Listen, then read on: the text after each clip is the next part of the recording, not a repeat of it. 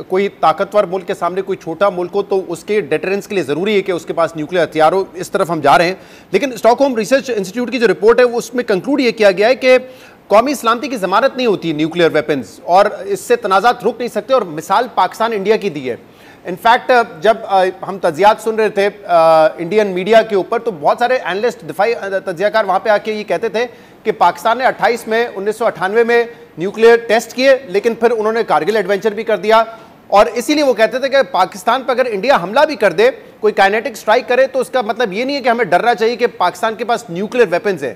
آپ اس کو کیسے دیکھتے ہیں؟ کیا اسٹاک ہومز انسٹیٹیوٹ کا جو تجزیہ ہے یا جو ایک عمومی تجزیہ ہے کہ نہیں نیوکلیر ویپنز جنگوں کو تنازعات کو روک نہیں سکیں گے؟ اچھا دیکھیے میں تو پہلے مجھے معلوم نہیں تھا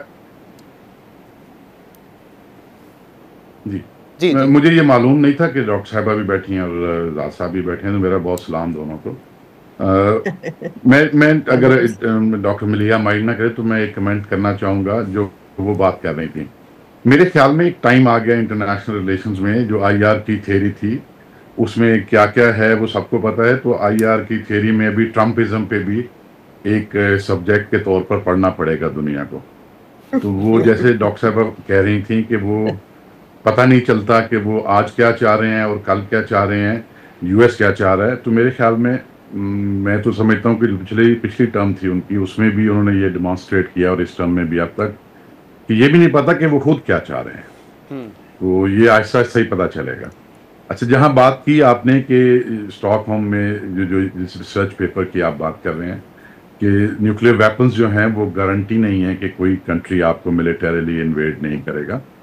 تو دیکھیں جو دو نیشن اسٹیٹس کے درمیان ایک پیسفل کو ایگزسٹنس ہے اس کے بیسز اس کے روٹس تو پولیٹیکل ارینا میں ہیں, ڈپلومیسی میں ہیں.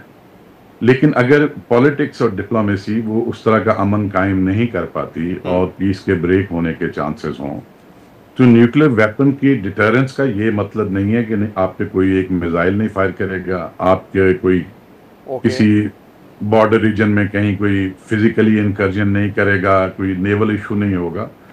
اس کا بنیادی مقصد یہ ہے کہ ایک حد سے آگے کسی طرح کی بھی اس طرح کی جو وائلنس ہے وہ بڑھے گی نہیں. بیکاز ایک فیئر ضرور ہوگا اوپوننٹ میں کہ کہیں وہ نیوکلیر تھریش ہولڈ کو ٹچ نہ کر دے. مینس کہ ڈیٹرنس اگر ڈائلیوٹ ہوگی ایرولڈ ہوگی تو اس کو ری اسٹیبلش کرنے کا جو نمبرز میں تھوڑی ویک ہے اسٹیٹ اس کے پاس کافی اچھا چانس ہوتا ہے. اور یہ انڈیا پاکستان کی ریسنٹ کانفلکٹس میں تینوں میں بڑی اچھی طرح ڈیمانسٹریٹ بھی ہوا. اچھا ایک بات جو بڑی اہم ہے وہ میرے خیال میں پوری تاریخ میں ٹیکنالوجی, ملٹری اسٹریٹجی اور پالیٹکس کا بڑا ہی عجیب سا ایک ٹرائنگولر ریلیشن رہا ہے.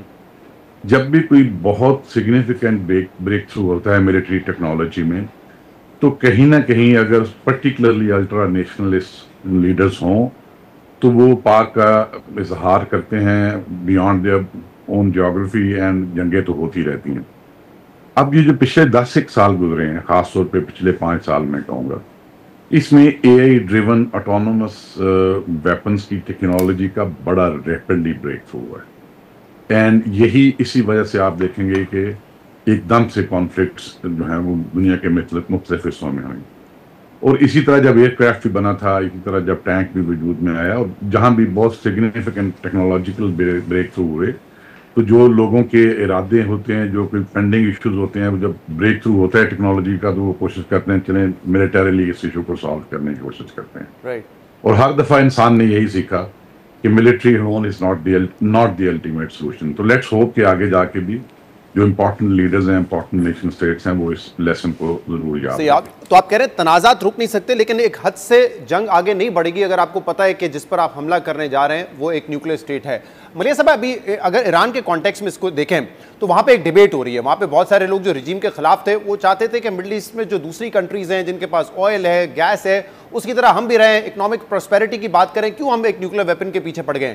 لیکن اب لوگ یہ شاید وہاں پہ کہہ رہے ہیں کہ نہیں, ہمیں اب اپنا جو نیوکلیر پروگرام ہے اس کو مزید آگے پش کرنا چاہیے.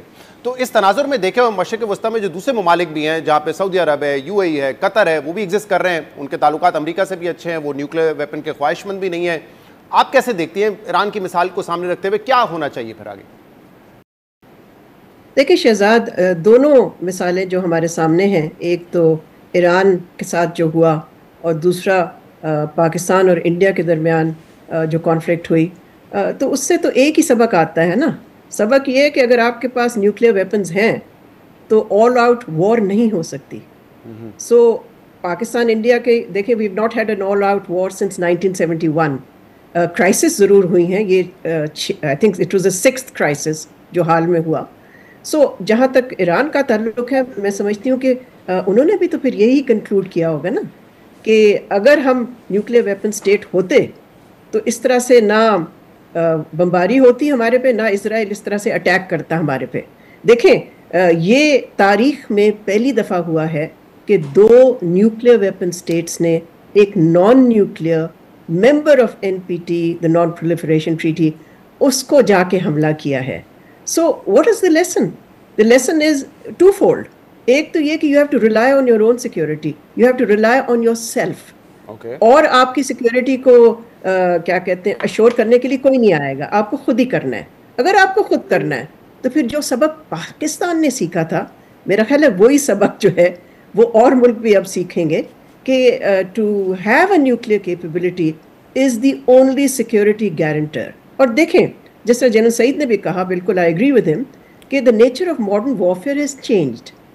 سو اس میں یس آپ کے پاس نیوکلیئر کیپیبلٹی ہوتی ہے، لیکن دیٹ ڈزنٹ اسٹاپ اور prevent your adversary from using all kinds of hybrid warfare, جس میں کہ ڈرونز استعمال ہوتے ہیں، میسائلز استعمال ہوتے ہیں، انفارمیشن وارفیئر ہوتی ہے. سو اس کے لیے بھی آئی تھنک چینجنگ ڈائنامکس کے مطابق then countries have to upgrade their defence systems, جس طرح سے پاکستان بھی کر رہا ہے.